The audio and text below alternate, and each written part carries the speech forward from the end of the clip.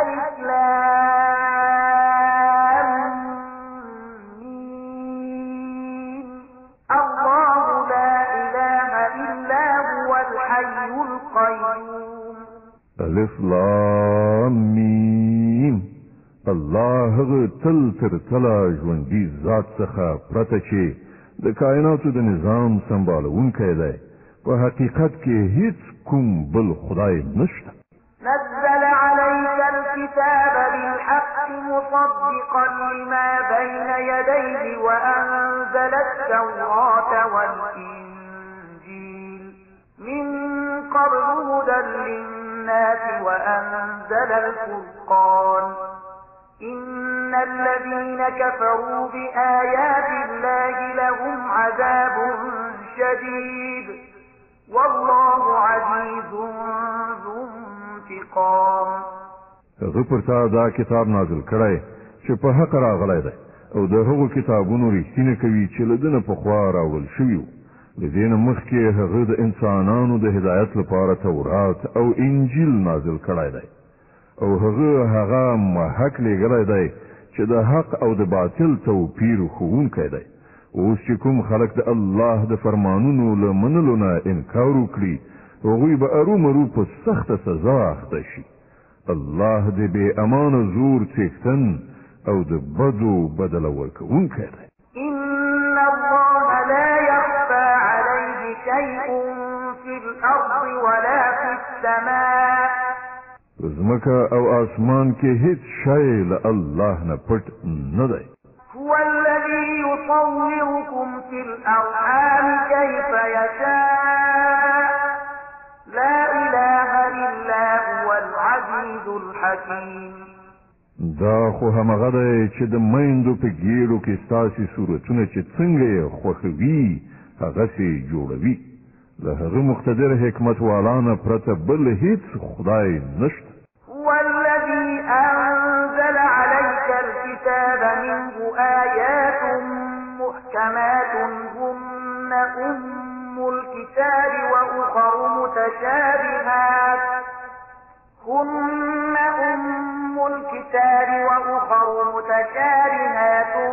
فأما الذين في قلوبهم زيغ فيتبعون ما تشابه منه ابتغاء الفتنة وابتغاء تأويله وما يعلم تأويله إلا الله والراسخون في العلم يقولون آمنا به كل من عند ربنا وما يذكر إلا أولو الألباب.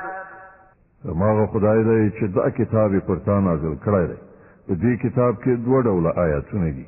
یو محکمات چې د کتاب اصلي بنسټ دی او بل متشابهات. د کوم خلکو په زړونو کې چې کوږوالی دی هغوی د فتنې راوړلو لپاره تل په همدې متشابهاتو پسې ګرځي او هغو ته د معنا برابرولو هڅه کوي. په داسې حال کې چې د هغو په حقیقي معنا له الله نه پرته بل هیڅ څوک نه پوهیږي. د دې پر خلاف کوم خلک چې پاخه عالمان دي هغوی وایي چې موږ پر هغو ټولو ایمان لرو. دا ټول زموږ د رب له لوري دي او رښتیا دا ده چې له یو شي څخه صحیح درس صرف د پوهې خاوندان اخلي. ربنا لا تزغ قلوبنا بعد إذ هديتنا وهب لنا من لدنك رحمة إنك أنت الوهاب. ویل الله نه دا دعا کوي چې پروردګار کله چې تا مونږ پر سم لاره خوځولیو نو بیا مو هیڅ کله زړونه مکږوه. مونږ ته د خپل پیرزوینې له زیرمې نه رحمت را په برخه کړه چې همدا ته حقیقي لورونکی. ربنا إنك جامع الناس ليوم لا ريب فيه إن الله لا يخلف الميعاد. پروردګار ته ارومرو یوه ورځ د ټولو خلکو غونډونکی چې د هغې په راتګ کې هیڅ شک نشته. ته هیڅ کله د خپلې وعدې نه اوښتونکی نه یې. إن الذين كفروا لن تغني عنهم أموالهم ولا أولادهم من الله شيئا وأولئك هم وقود النار. کوم خلکو چې د کفر چلند غوړه کړی دی هغو ته به د الله په مقابله کې نه د هغو مال څه په درځو خوري نه اولاد هغوی به د دوزخ د سون مواد وګرځي. كدأب آل فرعون والذين من قبلهم كذبوا بآياتنا فأخذهم الله بذنوبهم والله شديد العقاب. د هغو عاقبت به همغسې شي لکه د فرعون د ملګرو او له هغو نه د مخکنیو سرکشانو چې د خدای آیاتونه یې دروغ وګڼل. نتیجه دا شوه چې الله هغوی په خپلو ګناهونو ونیول او حقه خبره دا ده چې الله د سختې سزا ورکوونکی دی. قل للذين كفروا ستغلبون وتحشرون إلى جهنم وبئس المهاد. نو اے محمد کوم خلکو چې ستا د دعوت له منلو نه انکار کړی دی هغو ته ووایي چې هغه وخت نږدې دی چې تاسې به مغلوب شئ او د دوزخ لوري ته به په منډه منډه ورشئ او دوزخ ډیر بد استوګنځی دی. قد كان لكم آية في فئتين التقتا فئة تقاتل في سبيل الله وأخرى كافرة يرونهم مثليهم رأي العين والله يؤيد بنصره من يشاء إن في ذلك لعبرة لأولي الأبصار. ستاسې لپاره په هغو دوو ډلو کې د عبرت یوه نښه وه چې په بدر کې یوه له بلې سره په جنګ شولې. یوه ډله د خدای په لار کې جنګېدله او بله ډله د کافرانو وه. لیدونکو د سر په سترګو لیدل چې د کفارو ډله د مسلمانانو د ډلې دوه چنده ده.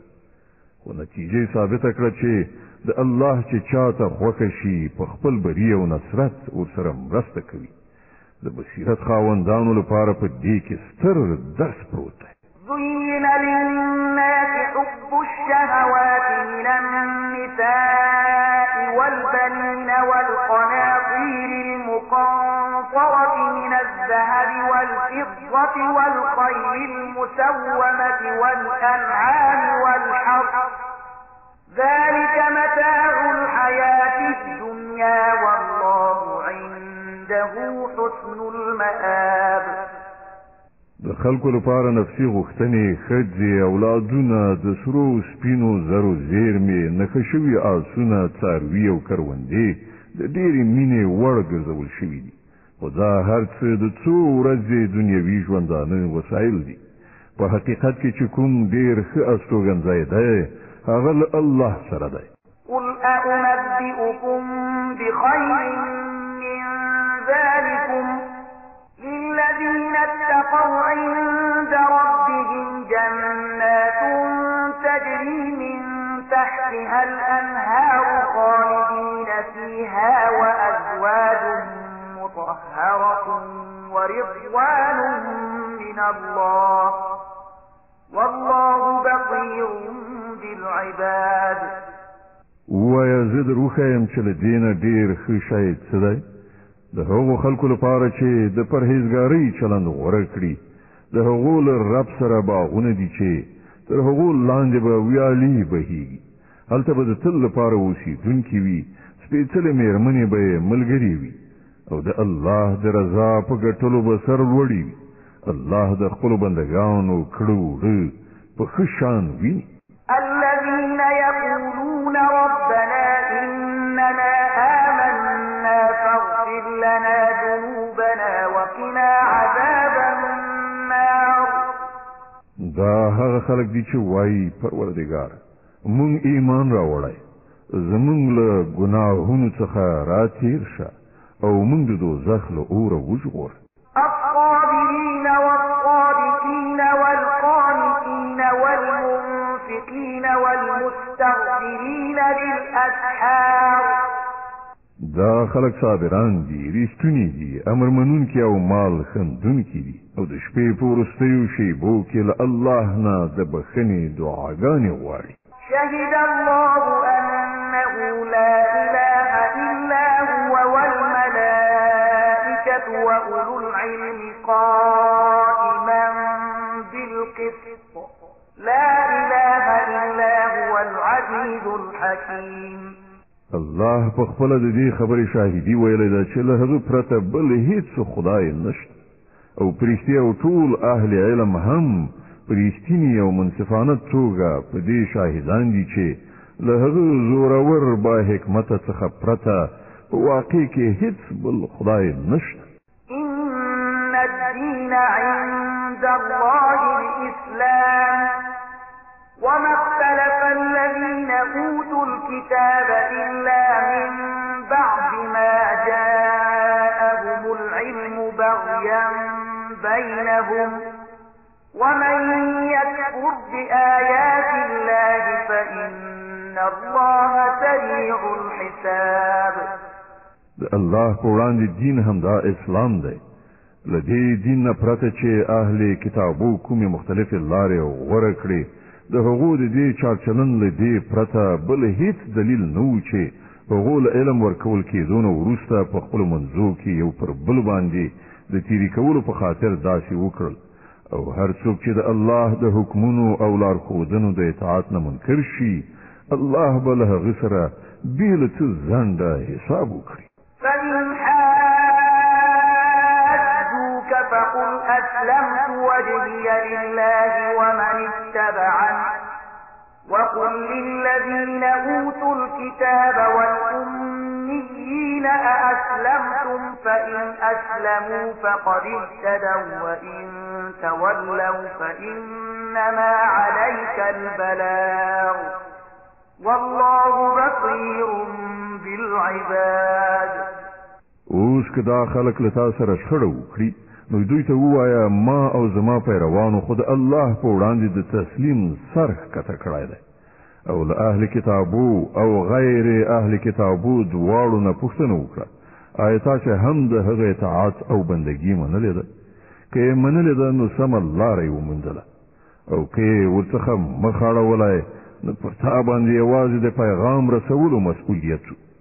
نور الله په خپله د خپلو بندګانو د چارو لیدونکی دی.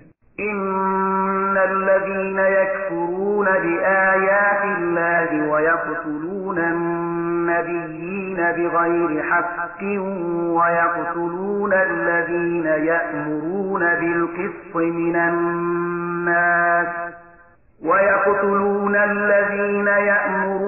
بالقسط من الناس فبشرهم بعذاب أليم.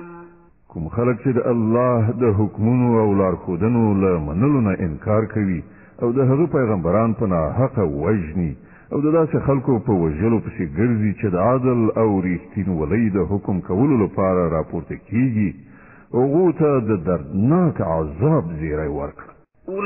أولئك الذين حبطت أعمالهم في الدنيا والآخرة وما لهم من ناصرين. دا هغه خلک دي چې عملونه په دنیا او آخرت دواړو کې ضایع شول او د هغو هیڅوک مرستندوی نشته. ألم تر إلى الذين أوتوا نصيبا من الكتاب يدعون إلى كتاب الله ليحكم بينهم ثم يتولى فريق منهم وهم معرضون. تا ندی کتلی کوم خلکو ته چې د کتاب د علم یو څه برخه ورکړی شوې د هغو څه حال دی؟ هغوی چې کله د خدای د کتاب لوري ته بلل کیږي تر څو د هغو په منځ کې فیصله وکړي نو د هغو یوه ډله ورڅخه په ډډه کیږي او دې فیصلې ته له راتلو څخه ګرځي. ذلك بأنهم قالوا لن تمسنا النار إلا أياما معدودات وغرهم في دينهم ما كانوا يفترون. د هغو دا ډول چلن له دې امله دی چې وایي د دوزخ اور به پر مونږه له سره ونه لګي او که د دوزخ عذاب مونږ ته راکړل شي هم صرف څو ورځې به وي. د هغو مصنوعي عقیدو هغوی د خپل دین په باب په لویو غلطو انګېرنو کې غورځولي دي. فكيف إذا جمعناهم ليوم لا ريب فيه ووفيت كل نفس ما كسبت وهم لا يظلمون. او پر هغو به څه راشي چې کله مونږ هغوی په هغه ورځ راغونډ کړو چې د هغې راتګ یقیني دی. په هغه ورځ به هر چا ته د خپلو کړو پوره بشپړه بدله ورکړی شي او پر هیڅ چا به ظلم ونه شي. قل اللهم مالك الملك تؤتي الملك من تشاء وتنزع الملك ممن تشاء وتعز من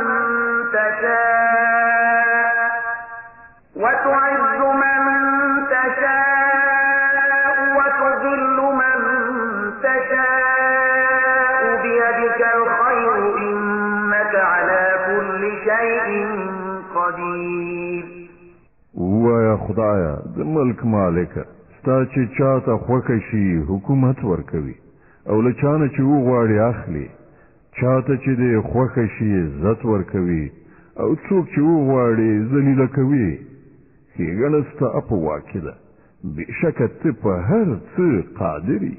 تولد الليل في النهار وتولد النهار في الليل وتخرج الحي من الميت وتخرج الميت من الحي وتخرج الحي من الميت وتخرج الميت من الحي وترزق من تشاء بغير حساب.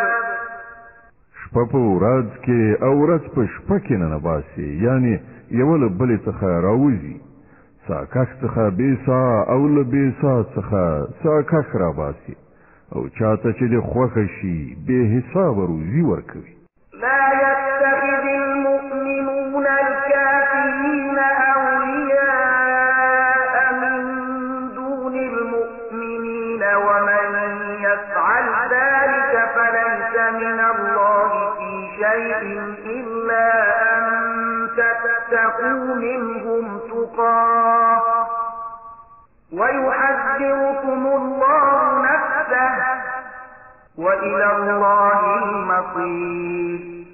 مؤمنان د هیڅ کله داسې نه کوي چې مؤمنان پرېږدي او له کافرانو سره ملګرتیا او دوستي وکړي.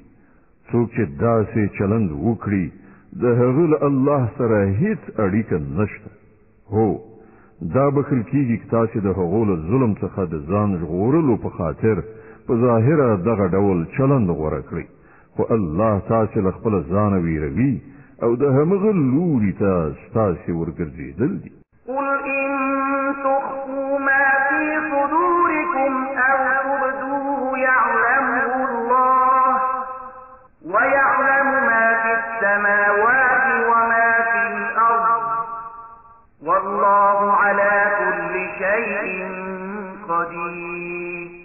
ای پیغمبره، خلق په دې خبر کړه چې ستاسې په زړونو کې چې هر څه دي که تاسې هغه پټو ساتئ او که یې ښکاره کړئ، الله په هر حال پرې پوهیږي. په آسمانونو او ځمکه کې هیڅ داسې کوم شی نشته چې د هغه له علم څخه د باندې وي او د هغه زور پر هر څه چلیږي. يوم تجد كل نفس ما عملت من خير محضرا وما عملت من سوء تود لو أن بينها وبينه أمدا بعيدا ويحذركم الله نفسه والله رؤوف بالعباد. هغه ورځ راتلونکې ده چې هر نفس د خپلو کړو میوه حاضره ومومي، که یې ښه کړي وي او که بد. په هغه ورځ به انسان دا هیله څرګنده کړي چې کاشکې له ده نه دا ورځ ډېره لرې وای. الله تاسې له خپله ځانه ویروي او هغه د خپلو بندګانو ډېر زیات خیر غوښتونکی دی. قل إن كنتم تحبون الله فاتبعوني يحببكم الله ويغفر لكم ذنوبكم والله غفور رحيم. ای پیغمبره خلکو ته ووایه چې که تاسې په رښتیا د الله سره مینه لرئ نو زما د پیروۍ لاره غوره کړئ. الله به له تاسې سره مینه وکړي او ستاسې خطاوې به ضرور وبخي. هغه ډېر ښه بخښونکی او د رحمت څښتن دی. قل اطيعوا الله والرسول فإن تولوا فإن الله لا يحب الكافرين. ورته ووایه چې د الله او رسول اطاعت ومنئ، بیا که هغوی ستا دا بلنه ونه مني نو دا بیا بیخي نشي کېدی چې الله له داسې خلکو سره مینه وکړي چې د هغه او د هغه د رسول له اطاعت نه انکار کوي.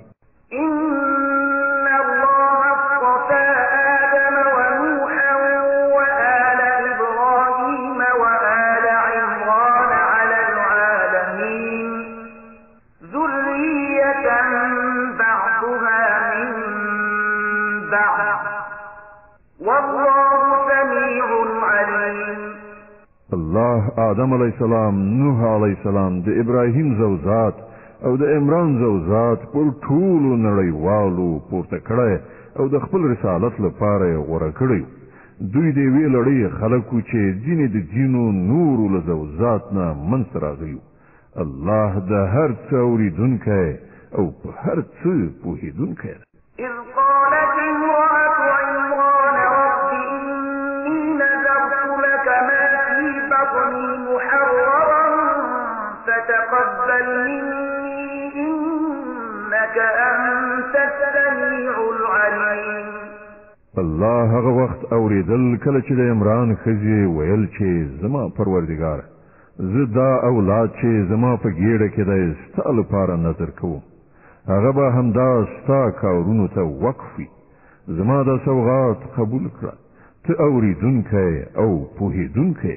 فلما وضعتها قالت رب إني وضعتها أنثى والله أعلم بما وضعت وليس الذكر كالأنثى وإني سميتها مريم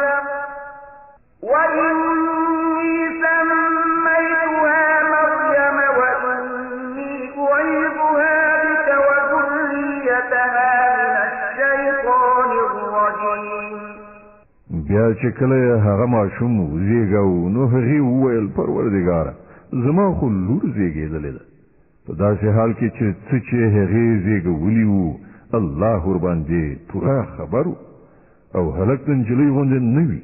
هر څه چې دا ما د هغې نوم مریم ایښی دی او زه هغې او د هغې راتلونکي زوجات ته د رټل شوي شیطان له شر څخه ستا پناه غواړم. فتقبلها ربها بقبول حسن وأنبتها نباتا حسنا وكفلها زكريا كلما دخل عليها زكريا المحراب وجد عندها رزقا قال يا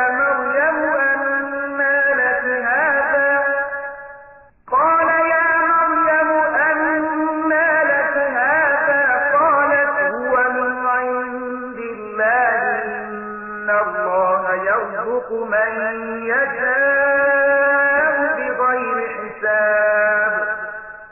په پای کې د هغې رب هغه نجلۍ په خوښۍ سره قبوله کړه. هغه یې ډېره ښه نجلۍ وروزله او ذکریا یې د هغې پالونکی وګرځاو. ذکریا به چې هر وخت محراب کې هغې ته ورتلو نو له هغې سره به یې د خوراک او څښاک څه ناڅه میندل. پوښتنه به یې کوله مریم دا تا ته له کومه راځي؟ هغې به ځواب ورکاو د الله له لورې راغلي دي. د الله چې چاته خوښه شي بې حسابه یې ورکوي. هنالك دعا زكريا ربه قال رب هب لي من لدنك ذرية طيبة إنك سميع الدعاء. د دې حال په لیدلو ذکریا خپل خدای ته دعا وکړه پروردګار په خپل قدرت ماته ښه اولاد په برخه کړه، همدا ته دعا اورېدونکی. فنادته الملائكة وهو قائم يصلي في المحراب أن الله نبئك بيحيى مصدقا بكلمة من الله وسيدا وحصورا ونبيا من الصالحين.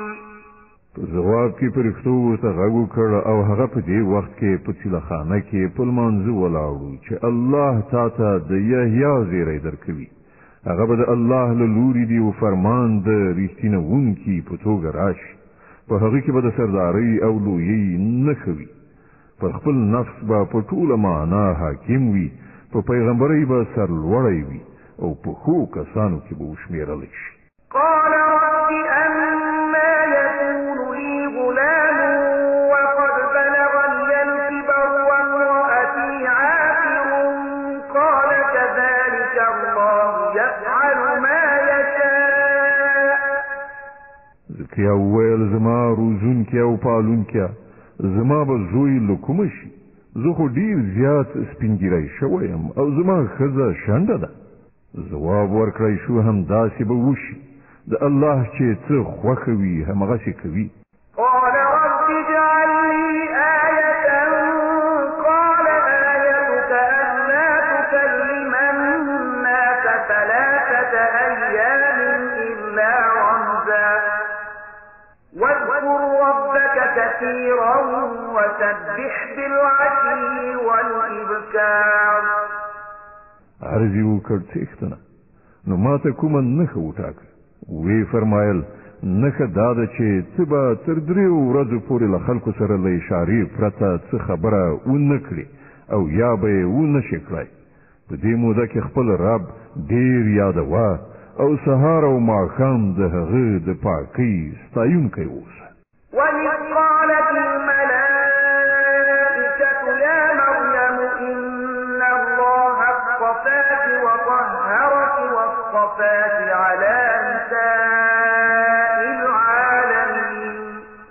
نو هغه وخت راورسید چې پرښتې مریم ته راغلی او ویې ویل ای مریم الله ته غوره کړې او تا ته سپېڅلتیا دربښلې او د ټولې نړۍ پر ښځو یې تا ته ترجیح درکړې. يا مريم اقنتي لربك واسجدي واركعي مع الراكعين. د خپل پروردګار د فرمان تابع اوسه.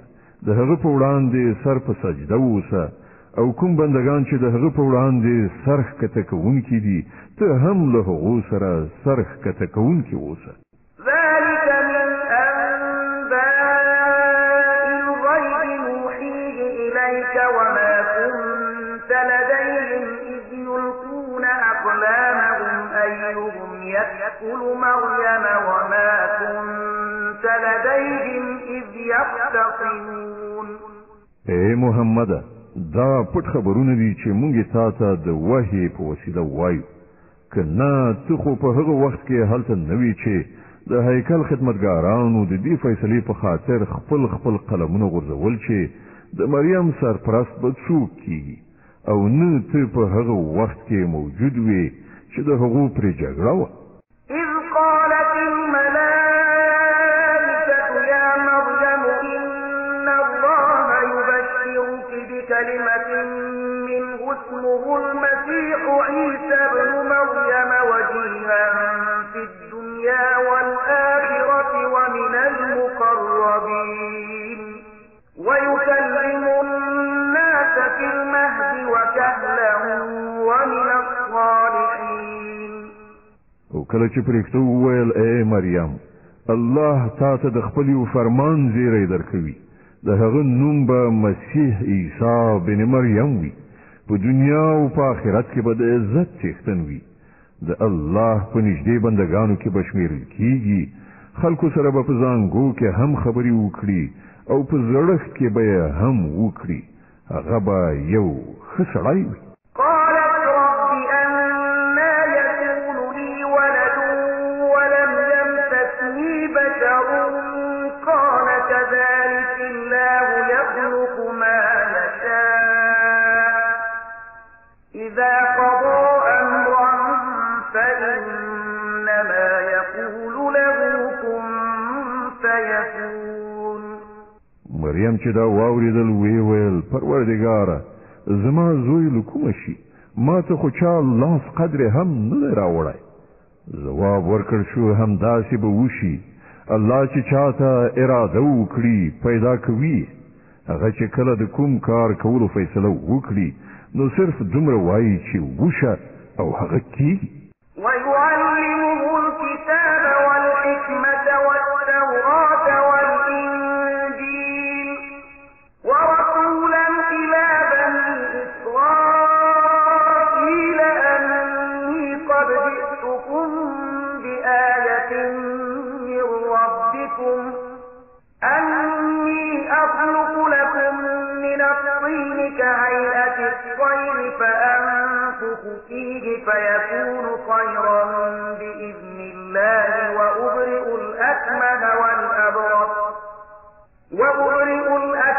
والأبرص وأحيي الموتى بإذن الله وأنبئكم بما تأكلون وما تدخرون في بيوتكم إن في ذلك لآية لكم إن كنتم مؤمنين. فرشتو د خپل وینا په لړ کې ورپسې وویل او الله به هغه ته کتاب او حکمت وښي د تورات او انجیل علم به ور زده کړي او بني اسرائیلو ته به یې د خپل پیغمبر په توګه وټاکي او کله چې هغه د پیغمبر په توګه بني اسرائیلو ته ورغی نو ویې ویل زه ستاسې د رب لخوا له نښانې سره تاسې ته راغلی زه ستاسې په مخ کې له خټې نه د مرغۍ د شکل یوه مجسمه جوړوم او په هغې کې پوکی کوم هغه د الله په امر الوتونکی جوړي زه د الله په امر مورزادي وړوند او پیس روغوم او مړي ژوندي کوم زه تاسې ته ښیم چې تاسې څه خورئ او څه په خپلو کورونو کې زیرمه کوئ په دې کې تاسې ته پوره نښانه ده که تاسې ایمان راوړونکي یاست ومصدقا لما بين يدي من التوراة ولأحل لكم بعض الذي حرم عليكم وجئتكم بآية من ربكم فاتقوا الله وأطيعون. او زه د هغې ښوونې او هدایت رښتینونکی راغلی یم چې له تورات نه اوس زما په زمانه کې موجود دی او د دې لپاره راغلی یم چې تاسې ته ځینې هغه شیان حلال کړم چې پر تاسې حرام کړی شوي دي ګورئ زه ستاسې د روزونکي پالونکي له لوري تاسې ته له نښانې سره راغلی یم نو له هغه نه وویرېږئ او زما اطاعت وکړئ إن الله ربي وربكم فاعبدوه هذا صراط مستقيم. الله هم زما رب دی او هم ستاسې د دې عمله تاسې د همغه بندګي غوره کړئ همدا سمه سیخه لاره ده. فلما أحس عيسى منهم الكفر قال من أنصاري إلى الله قال الحواريون نحن أنصار الله آمنا بالله واشهد بأننا مسلمون. کله چې عیسی درک کړه چې بني اسرائیل کفر او انکار ته چمتو دي نو هغه وویل څوک د الله په لار کې زما ملاتړ کیږي حواریانو په ځواب کې وویل مونږ د الله ملاتړ یو مونږ پر الله ایمان راوړی شاهد اوسه چې مونږ مسلمانان یعنی د الله په لار کې سرټیټونکي ربنا آمنا بما أنزلت واتبعنا الرسول فاكتبنا مع الشاهدين. زمونږ څښتنه کوم فرمان چې تا را لېږلی دی مونږ هغه منلی او د پیغمبر پیروي مو قبوله کړې ده زمونږ نوم په شاهدي ویونکو کې ولیکه. ومكروا ومكر الله والله خير الماكرين. بیا بني اسرائیلو د مسیح پر خلاف پټې دسیسې پیل کړې په مقابل کې الله هم خپل پټ تدبیر په کار واچو او په داسې تدبیرونو کې الله تر ټولو وړاندې دی. إذ قال الله يا عيسى إني متوفيك ورافعك إلي ومطهرك من الذين كفروا وجاعل الذين اتبعوك فوق الذين كفروا إلى يوم القيامة وجاعل الذين اتبعوك فوق الذين كفروا إلى يوم القيامة ثم إلي مرجعكم فأحكم بينكم فيما كنتم فيه تختلفون. هغه خو د همدې الله په تدبیرو چې کله یې وویل چې ای عیسی زه اوس تا بیرته راولم او تا به خپل لوري ته راپورته کړم او چا چې ته نه یې منلی له هغو نه یعنې د هغو له څنګ نه او د هغو په ناولي چاپېریال کې له هغو سره له هستوګنې نه به تا پاک کړم او ستا پیروان به تر قیامته پر هغو خلکو برلاسي کړم چې ته نه یې منلی بیا په پای کې ستاسو ټولو راتګ ماته دی په هغه وخت کې به زه د هغو خبرو فیصله وکړم چې په هغو کې ستاسو ترمنځ شخړه شوې ده. فأما الذين كفروا فأعذبهم عذابا شديدا في الدنيا والآخرة وما لهم من ناصرين وأما الذين آمنوا وعملوا الصالحات فيوفيهم أجورهم والله لا يحب الظالمين. کوم خلکو چې د کفر او انکار چلند غوره کړی دی هغو ته به په دنیا او آخرت دواړو کې سخته سزا ورکړو او هغوی به کوم رستندوی ونه مومي او کوم کسانو چې د ایمان او نیکیو چلند غوره کړی دی هغو ته به د هغو ثوابونه پوره بشپړ ورکړی شي او ښه وپوهیږئ چې الله ظالمان هیڅکله نه خوښوي. ذلك نتلوه عليك من الآيات والذكر الحكيم. دا له نښانو او حکمت نه ډکې یادونې دي چې مونږ یې تا ته اورو. إن مثل عيسى عند الله كمثل آدم خلقه من تراب ثم قال له كن فيكون. د الله په وړاندې د عیسی مثال د آدم غوندې دی چې الله هغه له خاورې نه پیدا کړ او امر ورته وکړ چې شه نو هغه وشو. الحق من ربك فلا تكن من الممترين. دا اصلي حقیقت دی چې ستا د رب له لوري ښودل کېږي او ته له هغو کسانو څخه مه کېږه چې په دې کې شک وي. فمن حاجك فيه من بعد ما جاءك من العلم فقل تعالوا ندع أبناءنا وأبناءكم ونساءنا ونساءكم وأنفسنا وأنفسكم فقل تعالوا ندع أبناءنا وأبناءكم ونساءنا ونساءكم وأنفسنا وأنفسكم ثم نبتهل فنجعل لعنة الله على الكاذبين. د دې علم له راتګ نه وروسته که اوس څوک په دې باب له تا سره جګړه وکړي نو ای محمده ورته ووایه چې راځئ هم به مونږ او تاسې په خپله راشو او هم به خپلې کورنۍ راولو او د خدای په وړاندې به دعا وکړو چې که هر څوک دروغجن وي پر هغه دې د خدای لعنت وي. إن هذا لهو القصص الحق وما من إله إلا الله وإن الله لهو العزيز الحكيم.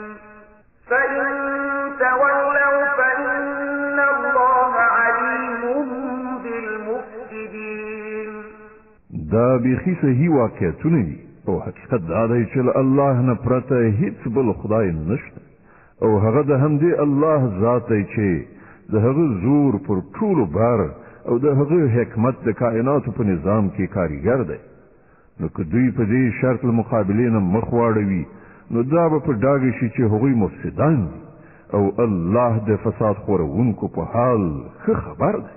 قل يا أهل الكتاب تعالوا إلى كلمة سواء ألا نعبد إلا الله ولا نشرك به شيئا ولا يتخذ بعضنا بعضا أربابا من دون الله فإن تولوا فقولوا اشهدوا بأننا مسلمون. وآي أهل كتابو یوې داسې خبرې ته راشي چې زمونږ او ستاسې دواړو ترمنځ یو شان ده، دا چې مونږ له الله نه پرته د هیڅ چا بندګي ونه کړو، له هغه سره هیڅ څوک شریک ونه ګڼو، او له مونږ نه د هیڅ څوک له الله نه پرته هیڅ یو په ربوبیت ونه نیسي. که هغوی د دې بلنې له منلو نه مخ واړوي نو په ډاګه ورته ووایه چې شاهدان اوسئ مونږ خو مسلمانان یعنی یوازې د خدای بندگی کوونکی او اطاعت کوونکی. یا اهل الكتاب لم تحاجون فی ابراهیم وما انزلت التوراة والانجیل الا من بعده افلا تعقلون.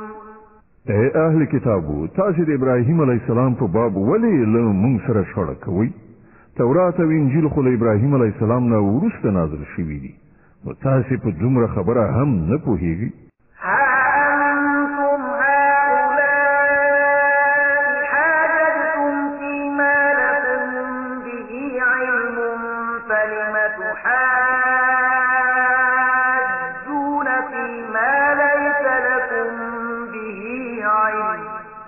والله يعلم وأنتم لا تعلمون.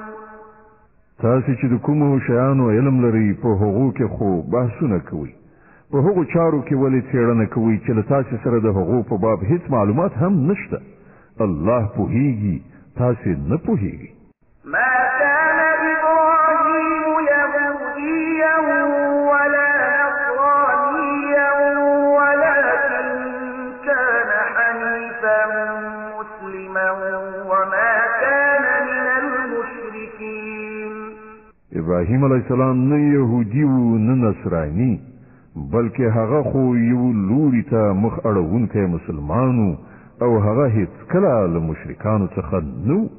إن أولى الناس بإبراهيم للذين اتبعوه وهذا النبي والذين آمنوا والله ولي المؤمنين. څوک چې تر ټولو زیات د دې حقدار دي چې ابراهیم علیه السلام ته منسوب شي هغه خلک دي چې د هغه پیروي وکړه او اوس دا پیغمبر او د منونکي د دې منسوبېدو زیات حقدار دي.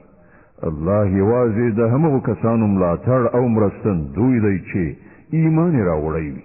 وَدَّتْ طَائِفَةٌ مِّنْ أَهْلِ الْكِتَابِ لَوْ يُضِلُّونَكُمْ وَمَا يُضِلُّونَ إِلَّا أَنفُسَهُمْ وَمَا يَشْعُرُونَ.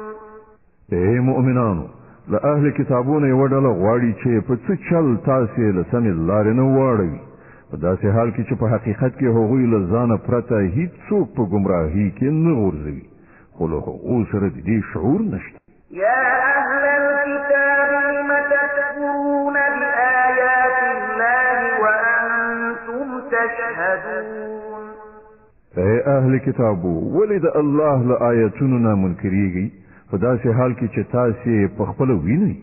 يا أهل الكتاب لم تلبسون الحق بالباطل وتكتمون الحق وأنتم تعلمون. اے اهل کتابو ولې حق ته د باطل رنګ ورکوئ او سره ګډوئ؟ ولې له پوهې او ادراک سره سره حق پټوئ؟ وقال طائفة من أهل الكتاب آمنوا بالذي أنزل على الذين آمنوا وجه النهار واكفروا آخره لعلهم يرجعون. د اهل کتابونو یوه ډله وایي چې د دې پیغمبر پر منونکو چې څه نازل شوي دي پر هغه سهار ایمان راوړئ او ماښام ورڅخه انکار وکړئ خای په دې د سیسا دا خلق خپل ایمان نه واوري. ولا تؤمنوا إلا لمن تبع دينكم قل إن الهدى هدى الله أن يؤتى أحد مثل ما أوتيتم أو يحاجوكم عند ربكم قل إن الفضل بيد الله يؤتيه من يشاء والله واسع عليم. دغه راز دا خلق په خپلو کې سره وایي چې د هیڅ چا خبره مه منئ چې ستاسې پر دین نه وي. ای پیغمبره دوی ته ووایه چې اصلا خو هدایت د الله هدایت دی او دا د هغه ورکړه ده چې یو چاته همغه څه ورکړی شي چې یو وخت تاسې ته درکړی شوي وو، یا دا چې نورو ته ستاسې د پروردګار او حضور ته د وړاندې کېدو لپاره ستاسې پر خلاف قوي دلیل په لاس ورشي. ای پیغمبره دوی ته ووایه چې فضل او لورونه د الله په واک کې ده، چاته یې چې خوښه شي ورکوي، هغه د پراخ نظر څښتن دی او په هر څه پوهیږي. يختص برحمته من يشاء والله ذو الفضل العظيم. د خپل رحمت لپاره چې چاته خوښه شي ټاکي او د هغه فضل ډیر زیات دی. ومن أهل الكتاب من إن تأمنه بقنطار يؤديه إليك ومنهم من إن تأمنه بدينار لا يؤديه إليك إلا ما دمت عليه قائما ذلك بأنهم قالوا ليس علينا في الأميين سبيل ويقولون على الله الكذب وهم يعلمون. د اهل کتابونو څوک داسې دي چې کته پر هغه باندې د ډاډ لمخې په پندونو مال او شتمنۍ ورکړي نو هغه به ستا مال تا ته بیرته درکړي، او څوک پکې داسې دي چې کته ور باندې دی وی اشرفي اعتبار هم وکړي بیرته به در نه کړي مګر دا چې د هغه په سر ودرېږي. د هغو د دې اخلاقي حالت سبب دا دی چې هغوی وایي د بېسوادو یعنی غیر یهودي خلکو په باب پر مونږه څه مؤاخذه نشته، او دا خبره هغوی بیخي په دروغجنه وینا د الله لوري ته منسوبوي، په داسې حال کې چې هغو ته څرګنده ده چې الله داسې نه دي ویلي. ښه نو ولې به له هغو نه پوښتنه ونه شي؟ بلى من أوفى بعهده واتقى فإن الله يحب المتقين. هر څوک چې خپل تعهد پوره کړي او له بدو چارو په ډډه شي هغه به الله ته ګران وي، ځکه چې پرهیزګاران د الله خوښیږي. إن الذين يشترون بعهد الله وأيمانهم ثمنا قليلا أولئك لا خلاق لهم في الآخرة ولا يكلمهم الله أولئك لا خلاق لهم في الآخرة ولا يكلمهم الله ولا ينظر إليهم يوم القيامة ولا يزكيهم ولهم عذاب أليم.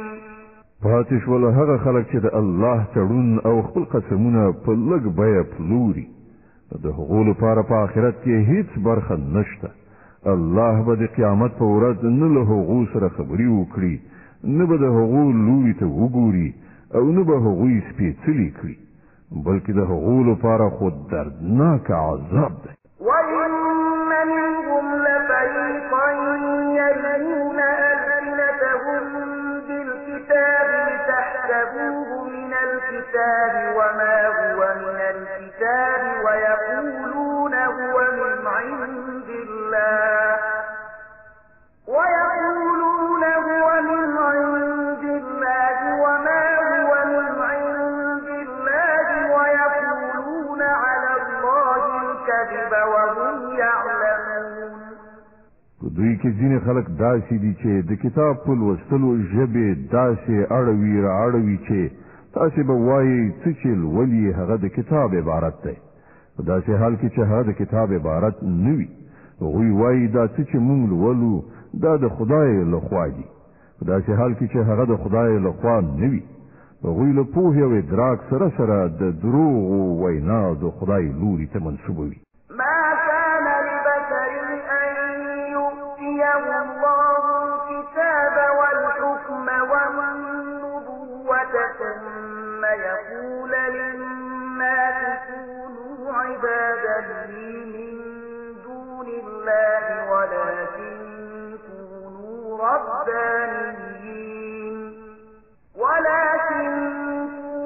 ربانيين بما كنتم تعلمون الكتاب وبما كنتم تدرسون ولا يأمركم أن تتخذوا الملائكة والنبيين أربابا أيأمركم بالكفر بعد إذ أنتم مسلمون د هیڅ انسان دا کار نه دی چې الله هغه ته کتاب فرمان او پیغمبري ورکړي او هغه خلکو ته وایي چې د الله پر ځای تاسو زما بندگان شي هغه به هم دا ورته وایي چې خدای پالونکی شي لکه څنګه چې د دې کتاب غوښتنه ده چې تاسو د هغه ذکر او ښوونه کوئ هغه به داسې هیڅکله تاسو ته ونه وایي چې پرښتې یا پیغمبران پر ربوبیت ونیسئ آیا دا کېدای شي چې یو پیغمبر تاسو ته د کفر امر وکړي په هغه وخت کې چې تاسو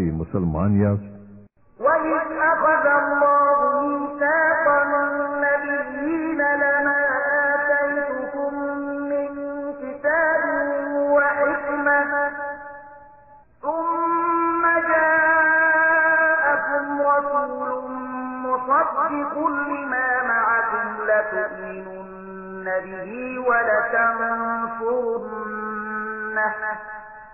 قال أأقررتم وأخذتم على ذلكم إصري قالوا أقررنا قال فاشهدوا وأنا معكم من الشاهدين فمن تولى بعد ذلك فأولئك هم الفاسقون دریاز کوي الله له پیغمبرانو نه وعده اخیستې وه چې نن مونږ په کتاب حکمت او پوهې سره سرلوړي کړي سبا که تاسو ته کوم بل پیغمبر د همغو هدایاتو رښتینی کوونکی درغی چې له مخکې نه تاسو سره شته نو تاسو به پر هغه ایمان راوړونکي او د هغه ملاتړ کوونکي اوسئ په دې وینا سره الله پوښتنه وکړه آیا تاسو دا اقرار کړئ او پر دې خبره مو زما لخوا د وعدې دروند مسؤلیت په غاړه اخیستی دی هغو وویل هو مون اقرار کړی دی الله فرمایل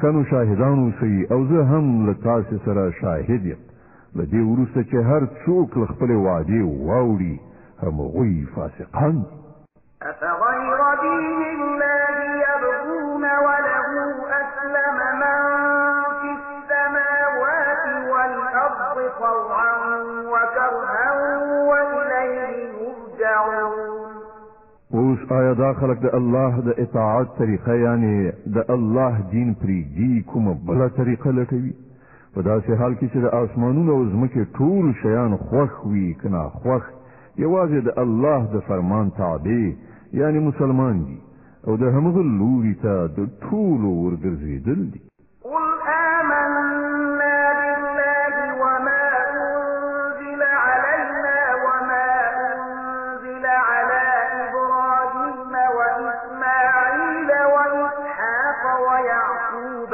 والأسباط وما أوتي موسى وعيسى والنبيون من ربهم لا نفرق بين أحد منهم ونحن له مسلمون ای پیغمبره ووایه چې مونږ الله منو هغه ښوونه منو چې پر مونږ نازله شوې ده هغه ښوونې هم منو چې پر ابراهیم علیه السلام اسماعیل علیه السلام اسحاق علیه السلام یعقوب علیه السلام او د یعقوب علیه السلام پر زوجات نازلې شوې وي او پر هغو هدایاتو هم ایمان لرو چې موسی علیه السلام، عیسی علیه السلام او نور پیغمبرانو ته د هغو د پروردګار لخوا ورکړی شوي. موږ د هغو ترمنځ توپیر نه کوو او موږ د الله د فرمان تابع یعنی مسلمانان یو. ومن يبتغ غير الإسلام دينا فلن يقبل منه وهو في الآخرة من الخاسرين. د دې فرمان منلو یعنی اسلام نه پرته چې هر څوک کومه بل لاره غوره کول وغواړي د هغه طریقه به هیڅکله قبول نه کړای شي او په آخرت کې به هغه ناکام او زیانمن وي. كيف يهدي الله قوما كفروا بعد إيمانهم وشهدوا أن الرسول حق وجاءهم البينات والله لا يهدي القوم الظالمين. څنګه کېدای شي چې الله هغو خلکو ته هدایت وکړي چې هغو د ایمان د نعمت له میندلو وروسته بیا کفر غوره کړ، په داسې حال کې چې هغو په خپله په دې خبره شاهدي ویله ده چې دا پیغمبر په حق دی او هغو ته روښانه نښې نښانې هم راغلي دي. الله خو ظالمانو ته د سمې لارې ښوونه نه کوي. أولئك جزاؤهم أن عليهم لعنة الله والملائكة والناس أجمعين خالدين فيها لا يخفف عنهم العذاب ولا هم ينظرون إلا الذين تابوا من بعد ذلك وأصلحوا فإن الله غفور رحيم. د هغو د ظلم وړ سزا دا ده چې پر هغو د الله فرښتو او ټولو انسانانو لعنت دی. په همدې حالت کې به هغوی د تل لپاره اوسیږي، نه به د هغو په سزا کې څه اسانتیا راشي او نه به هغو ته مهلت ورکړی شي. البته هغه کسان به وژغورل شي چې له دې وروسته توبه وباسي او خپل عملي چلند سم کړي. الله بخونکی او رحم کوونکی دی. إن الذين كفروا بعد إيمانهم ثم ازدادوا كفرا لن تقبل توبتهم وأولئك هم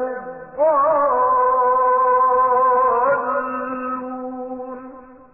حکوم خلکو چې له ایمان راوړلو وروسته کفر غوره کړی بیا یې په خپل کفر کې پرمختګ کړی دی، د هغو به توبه هم نه قبلیږي. داسې کسان خو پاخه لار ورکي. إن الذين كفروا وماتوا وهم كفار فلن يقبل من أحدهم ملء الأرض ذهبا ولو افتدى به أولئك لهم عذاب أليم وما لهم من ناصرين. باور ولرئ چې کوم خلکو کفر غوره کړی دی او همدا د کفر په حال کې مړه شول، له هغو نه که څوک له سزا څخه د خپل ځان ژغورلو لپاره دا ټوله ځمکه له سرو زرو ډکه جریمه ورکړي نو هغه به قبوله نه کړی شي. د داسې خلکو لپاره دردناکه سزا تیاره ده او هغوی به د خپل ځان لپاره کوم رستندوی ونه مومي.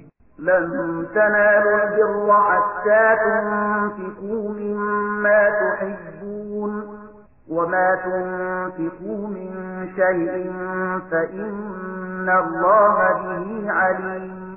تاسې نیکۍ ته نشئ رسېدلی تر څو خپل هغه شیان د خدای په لار کې ونه لګوئ چې تاسې ته ګران وي او څه چې تاسې ولګوئ الله به ورڅخه ناخبره نه وي.